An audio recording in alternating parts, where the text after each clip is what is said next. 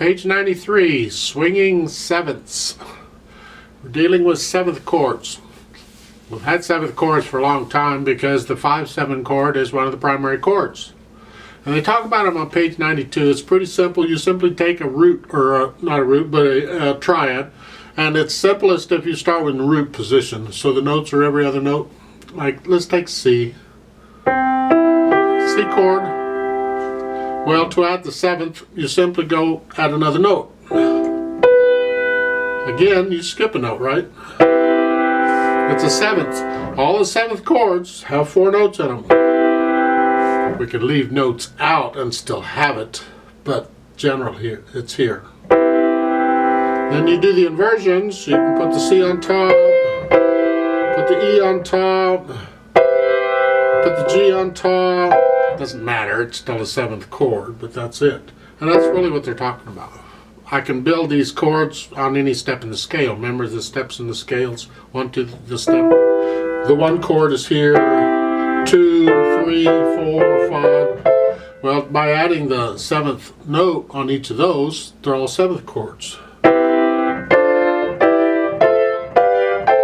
Real hard, huh? It's just, that's really pretty much what it is. And that's what they're talking about over on page 92. And you get this a lot in the swinging sevenths in the left hand. That's what these are. They left out 1 note, but you can put it in. I mean, it's G. All of them. They're there. We're just leaving out 1 note. Why are we leaving out 1 note?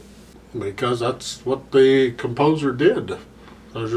It's up to the person writing it. He didn't have to leave out 1 note. He could have put them all in, but they chose not to. In fact, you could have left out the other middle note and just had the top and bottom note.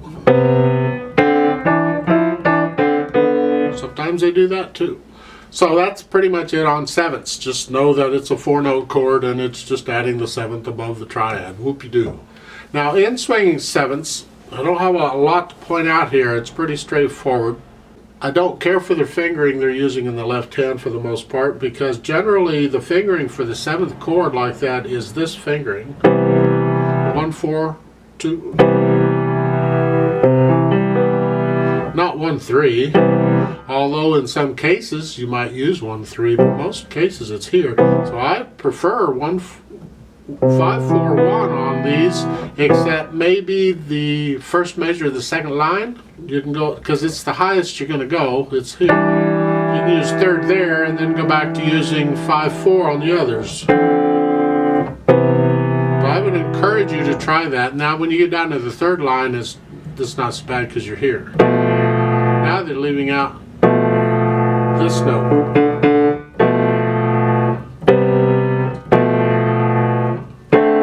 Sounds a little funky, but that's the idea. As far as playing this goes, we're going to rock the 8th notes because it's a swing feel. We want to feel it. So it's like the first ending on the 2nd line. The 8th notes, we're going to rock them, long, short. And we're going to feel that throughout. The ba da da da da da.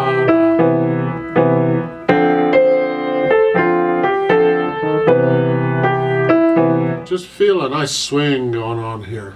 Roadmap wise, you have first and second endings, you know how those work. You get down to the end of the 4th line and it's a DC, I'll sign, then coda. Hopefully you know how that works. DCs go back to the beginning. Then I'll sign means go to the sign. The circle with this crosshair is a coda sign. And that is right before the first ending. And then the coda is the last line. So then you're going to jump down there. Not all music will have the word coda. It's up to you, just follow the sign. That's what's important. At the last line, it has morindo, means dying away. Then they have an E in the middle of the 2nd measure. And then there's a retardando. So it's morindo, E, retardando, die away, and slow down. You're just basically slowing down into nothing. So that last note, or not the last note, but in the last measure, you have that B. I'm going to hold that 4 counts instead of 2. And then the C is just 2 counts. Normally you find the fermata on the last note of a piece. Doesn't have to be, and in this case it isn't. I would suggest, as far as stylish goes, because I said rock the 8th notes, When it slows way down like this at the end of this coda, generally you can start playing those eighth notes even at that point. So to play the coda for you, I would do it this way. I'm going to slow down, die away. Now I'm going to play the eighth notes evenly.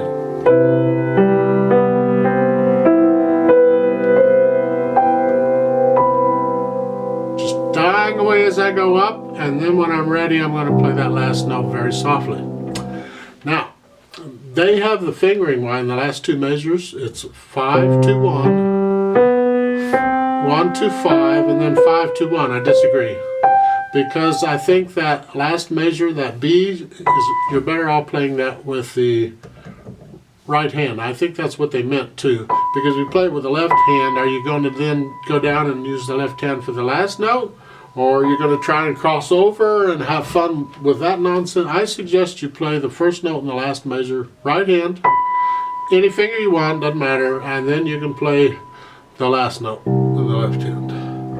It's showier if you use the left hand for both. If you go ahead and hold that out, and then when you're ready, drop down. So if you got people watching you, want to do that for show sort of, use the left hand for both. That works too. But it doesn't affect the playing, is what I'm after.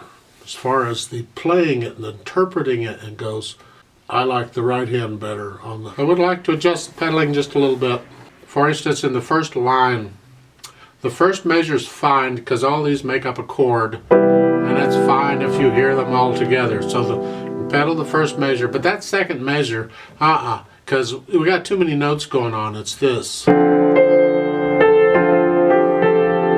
That just, So I'm recommending you pedal it on the second measure every 2 beats.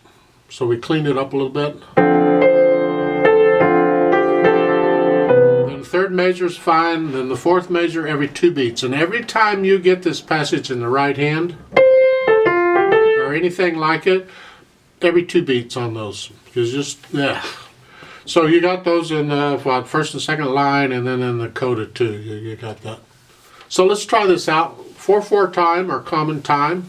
C major, no sharps or flats. All right, right hand, left hand, foot's ready. 1, 2, ready, go.